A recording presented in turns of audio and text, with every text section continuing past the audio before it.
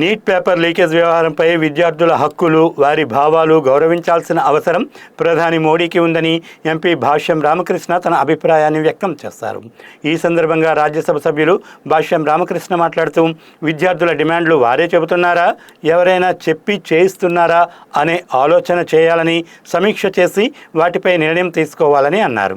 YCP నేతలను ఎవరూ తప్పు చేయమన్నారు, తప్పు చేసిన వారిపై చట్టం తన పని తాను చేసుకుపోతోందని అన్నారు.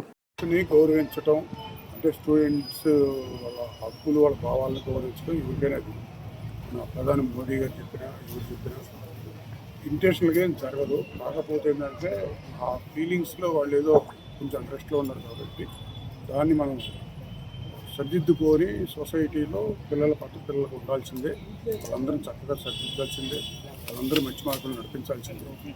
అంతేగాని మనం ఏదో చేద్దాం అదని అట్లా చేయటం కరెక్ట్ కాదు. ప్రతి విద్యార్థి మన సొసైటీకి ఎంతో ఉపయోగపడే వ్యక్తిలో తీర్చిదిద్దాలనేది ఎవరికైనా లక్ష్యం. తల్లిదండ్రులకు కానివ్వండి, రాజకీయ నాయకులకు కానివ్వండి, అధికారులకు కానివ్వండి, ఎవరికైనా ఉండే లక్ష్యం అది. ఆ లక్ష్యానికి అనుగుణంగానే మరి పనిచేస్తారని, అందరూ పనిచేస్తారని చెప్పి నేను భావిస్తున్నాను. తదనుగుణంగా ఈరోజు